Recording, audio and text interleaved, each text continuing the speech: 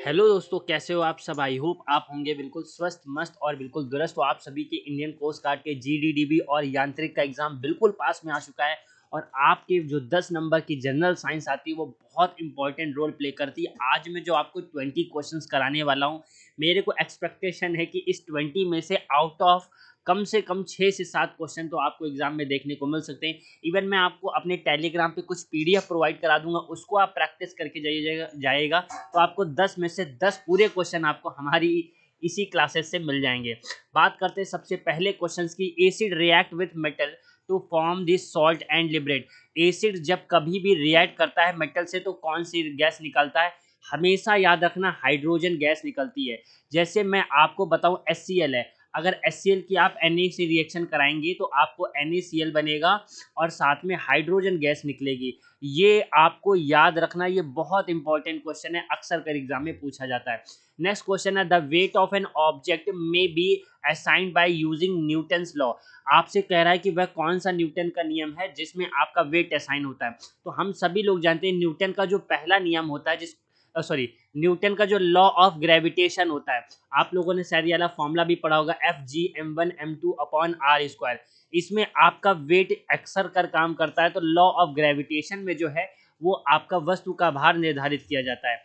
Next question आते हैं, विच of the following force is contact force. इनमें से कौन सा कॉन्ट्रैक्ट फोर्स है? तो देखिए, फोर्स ग्रेविटी बिल्कुल नहीं, मैग्नेटिक फोर्स बिल्कुल नहीं, है ना, इसमें आपका कांटेक्ट नहीं होता है। साथ में अगर मैं बात करूँ फोर्स ऑफ फ्रिक्शन, जैसे मैं हम दौड़ते हैं चलते हैं तो क्या होता है, जो सरफेस होती है ना, उसी सरफेस से हमारा बॉडी का कांटेक्ट होता है या पैर का कांटेक्ट होता है, तभी तो हम आगे बढ़ पाते हैं। तो ये फोर्स ऑफ फ्रिक्शन जो है वो एक कांटेक्ट फोर्स है। नेक्स्ट क्वेश्चन आते हैं, एक वायर है जिसमें करंट 0.5 एम्पियर फ्लो कर रहा है 20 मिनट तक। आपको बताना है इसमें टोटल कितना इलेक्ट्रिक चार्ज अर्थात विद्युत आवेश होगा। 1 गुलाम, 10 गुलाम, 600 गुलाम या 300 गुलाम। तो देखिए, इसको हम लोग बहुत आसानी से कर सकते हैं। आई इज इक्वल टू क्या होता है, Q/T होता है। Q इज इक्वल टू क्या हो जाएगा, IT।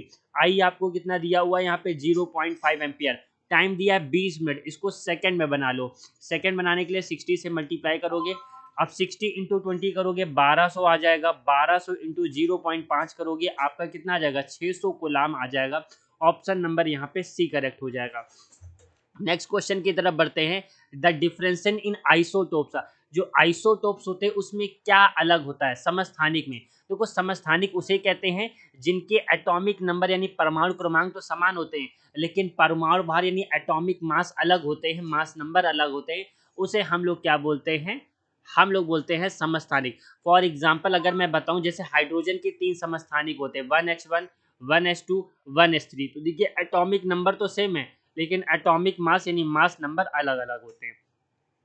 नेक्स्ट क्वेश्चन आते हैं, विच of the following is the best fire extinguisher. इनमें से कौन सी सबसे अच्छा अग्निशामक है, मतलब आग को बुझाने का काम करता है? वाटर, ऑक्सीजन, कार्बन डाइऑक्साइड या सॉइल? तो करेक्ट आंसर है कार्बन डाइऑक्साइड। देखिए, जो हमारा अग्निशामक यंत्र होता है उसमें आपका सोडियम कार्बोनेट होता है, आपका H2SO4 होता है, और ये दोनों रिएक्शन करके CO2 गैस बनाते हैं और ये आग बुझाने का काम करती हैं, ये याद रखना। कभी कभी एग्जाम में आपको CO2 नहीं देगा तो आपको ये दोनों ऑप्शन भी दे सकता है। नेक्स्ट क्वेश्चन आते हैं, what is the symbol of iron. लोहे का प्रतीक क्या होता है? सिंपल सा क्वेश्चन है, इसका आयरन का होता है Fe। नेक्स्ट आते हैं, ये बताइए, which of the following gas is name as marsh gas.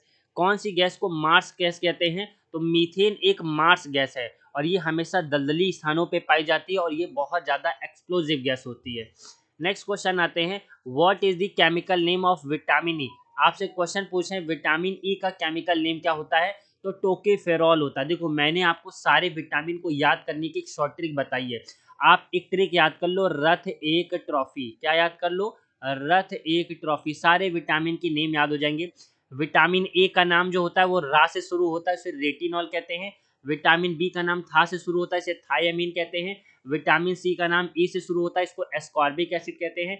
Vitamin D का नाम का से शुरू होता है, कैल्सीफेरॉल कहते हैं। विटामिन ई का नाम जो सुना होता है टोकेफेरॉल, है ना, ये हो गया।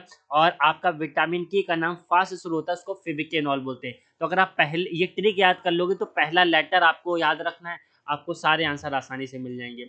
आप ये बताइए जो सोल्डिंग करी जाती है, सोल्डिंग में क्या क्या एलाई होता है? तो देखो सोल्डिंग जो करी जाती है, जैसे आप लोगों ने देखा होगा फ़ोन में रिपेयरिंग करते हैं सोल्डिंग करी जाती है, तो सोल्डिंग के करते समय इसमें पीबी और एसएन का प्रयोग करते हैं। लेड और टिन का अक्सर कर सबसे ज़्यादा यूज़ किया जाता है, और ये मोस्ट इंपॉर्टेंट क्वेश्चन है, अक्सर कार ये आपके एग्जाम में पूछा गया क्वेश्चन है। नेक्स्ट क्वेश्चन आते हैं, व्हाट इज एलपीजी का मुख्य घटक क्या होता है? एलपीजी मतलब होता है लिक्विफाइड पेट्रोलियम गैस। हमारे घर में जो एलपीजी सिलेंडर होते हैं उसमें नॉर्मल ब्यूटेन होती है, एक्चुअल में होता क्या है, नॉर्मल प्रोपेन और प्लस ब्यूटेन, याद रखना, नॉर्मल प्रोपेन प्लस ब्यूटेन जो होता है ये होता है, याद रखना। नेक्स्ट क्वेश्चन आते हैं, आर्किमिडीज लॉ जो है वो किस सिद्धांत संबंधित है? मास कंजर्वेशन से नहीं है, एनर्जी कंजर्वेशन से नहीं है, लॉ ऑफ ग्रेविटेशन से नहीं है, लॉ ऑफ फ्लोटेशन। आपका ये अक्सर जो है वो लिक्विड पे काम करता है ना, कि कोई वस्तु अगर तैर रही है तो वहां पे कौन सा लॉ काम कर रहा है? Archimedes law, law of flotation. Next question आते हैं, what is the common name of the CaOCl2? ये बहुत इंपॉर्टेंट क्वेश्चन है, आपसे पूछा जाए अगर ब्लीचिंग पाउडर का फॉर्मूला बताइए, विरंजक चूर्ण का फॉर्मूला बताइए, तो ये हो जाएगा। बाकी बेकिंग सोडे का फॉर्मूला, खाने वाले का सोडा का फॉर्मूला होता है NaHCO3, वॉशिंग सोडा का फॉर्मूला होता है Na2OCO3 डॉट 10H2O होता है ना। ये तो बेकिंग पाउडर 2 बार लिख गया है। चलिए नेक्स्ट क्वेश्चन आते हैं, the properties of an element in the periodic table depend on. आवर्त सारणी में किसी भी तत्व के जो गुण होते हैं वो किस पे निर्भर करते हैं? देखो जो मॉडर्न पीरियडिक टेबल है उसमें बोला गया है कि एटॉमिक जितने जितने भी एलिमेंट रखे गए हैं ना, वो आपके कैसे रखे गए हो, वो इलेक्ट्रॉनिक कॉन्फ़िगरेशन यानी इलेक्ट्रॉनिक विन्यास के आधार पर रखे गए हैं। नेक्स्ट क्वेश्चन आते हैं, aqua regia, very very most important question है। एक्वारेजिया वो आपका लिक्विड होता है जिसमें आपके क्या कहते हैं कि जैसे सिल्वर हो गया, गोल्ड हो गया, इन सबको उसमें रखा जाता है ना। तो बताइए एक्वारेजिया क्या हो गया? HCl और HNO3 यानी आपका हाइड्रोक्लोरिक एसिड और नाइट्रिक एसिड के मिक्सचर को हम लोग एक्वारेजिया कहते हैं। नेक्स्ट क्वेश्चन आते हैं, in the equation of the motion V बराबर U प्लस AT, U का मतलब क्या होता है? देखो U मतलब होता है प्रारंभिक वेग, जिसको हम लोग इंग्लिश में बोलते हैं इनिशियल वेलोसिटी, है ना। और जो आपका V है इसे हम लोग फाइनल वेलोसिटी अर्थात अंतिम वेग बोलते हैं।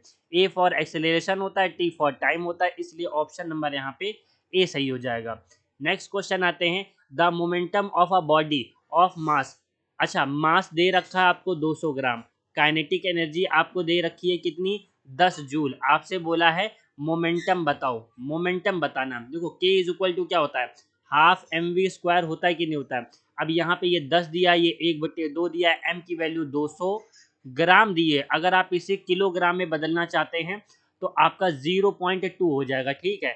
वेलोसिटी आप यहाँ से निकाल सकते हो, 2 से इसको काटोगे 0.1 आ जाएगा, ये डिवाइड में आ जाएगा 10 अपॉन 0.1, ये यहाँ पे ये हो जाएगा। v की वैल्यू अगर आप निकालोगे 10 आ जाएगी, आ जाएगी। अब आपसे पूछा है संवेग बताइए, तो p इज इक्वल टू होता है mv। m कितना दिया हुआ है? अगर आप इसको कन्वर्ट करोगे टू 0.2, वेलोसिटी कितनी है? 10, 10 इंटू 0.2 कितना आ जाएगा? 2, तो 2 आपका कितना आ जाएगा? 2 किलोग्राम मीटर पर सेकेंड। ऑप्शन नंबर आपका क्या हो जाएगा? 2 किलोग्राम मीटर पर सेकेंड, ऑप्शन नंबर बी हो गया। नेक्स्ट क्वेश्चन आते हैं, the momentum of body is 200 ग्राम। ये तो रिपीटेड क्वेश्चन है। नेक्स्ट क्वेश्चन की तरफ बढ़ते हैं, what is the formula of the pressure? Pressure का फॉर्मूला क्या होता है? प्रेशर इज इक्वल टू होता है फोर्स अपॉन एरिया। आपसे ये भी पूछ सकता है प्रेशर को नापने के लिए किसका यूज करते हैं? तो बैरोमीटर का यूज करते हैं, ये आपको याद रखना, ये भी बहुत बार क्वेश्चन पूछा गया है। तो pressure is equal to force upon area हो जाएगा। नेक्स्ट आते हैं और ये लास्ट क्वेश्चन है, CGS सिस्टम मतलब क्या होता है? देखो C फॉर होता है सेंटीमीटर, G फॉर होता है ग्राम और S फॉर होता है सेकेंड, है ना। अच्छा एक और लास्ट क्वेश्चन मैं आपको करा देता हूँ, एक न्यूमेरिकल करा देता हूँ। An object of mass 100 kg की एक ऑब्जेक्ट है ना, और वो एक्सेलरेट हो रही है 5 मीटर पर सेकेंड से 15 मीटर पर सेकेंड में, वो एक्सेलरेट हो रही है कितने टाइम में? 5 सेकेंड में। आपसे कह रहे हैं बताइए वो find the magnitude of the force extract. अच्छा फोर्स निकालना है। देखो यार फोर्स निकालना तो आंसर ये वाला नहीं होगा, क्योंकि जूल लिखा है, किलोग्राम नहीं हो सकता, पास्कल नहीं हो सकता, 200 न्यूटन हो जाएगा। फोर्स की यूनिट न्यूटन होती है। वैसे कैसे कर सकते थे? बाकी आप ऐसे पूरा इसको सॉल्व करना चाहते हैं तो v बराबर u प्लस ET से कर सकते हो। अब आप यहाँ पे देखो 15 वेलोसिटी ये दी है, ये 5 दिया है, एक्सेलरेशन आप निकाल सकते हो, टाइम आपको 5 सेकंड दिया, 15 में से 5 गया 10, और यहाँ पे 5a, ए की वैल्यू आपकी आ गई 2 मीटर पर सेकंड स्क्वायर। फोर्स निकालना है, एम ए हो जाएगा, एम आपको दिया है 100 केजी, ए की वैल्यू 2 दिया है, 100 दूनी 200, 200 न्यूटन आ गया, है ना। लेकिन ये आज थोड़ा मैंने मतलब इस तरीके भी क्वेश्चन करा दिए। इवन मैं आपको बता दूं, ये हमारा टेलीग्राम पेज है, इस पे जाना, यहाँ पे मैं आपको साइंस की और पीडीएफ अपलोड कर दे रहा हूँ। साइंस की अगर आप वो सारी पीडीएफ जो मैं बता रहा हूँ एग्जाम में जाने से पहले अगर आप पढ़ के जाओगे तो मोस्ट प्रोबेबली 10 में से कम नहीं तो 7-8 क्वेश्चन तो आपको same to same as a PDF से मिल सकते हैं। तो आप प्रैक्टिस करके जाइए, अपने मार्क्स प्रैक्टिस करिए। बाकी मिलते हैं अपनी नेक्स्ट क्लास में। अगर आपको वीडियो पसंद आया तो जरूर से जरूर थम्स अप करिए, और ऐसे इंटरेस्टिंग नॉलेज के लिए आप हमें सब्सक्राइब भी कर सकते हैं। सो बाय बाय, टेक केयर, धन्यवाद, शुक्रिया, जय हिंद, वंदे मातरम।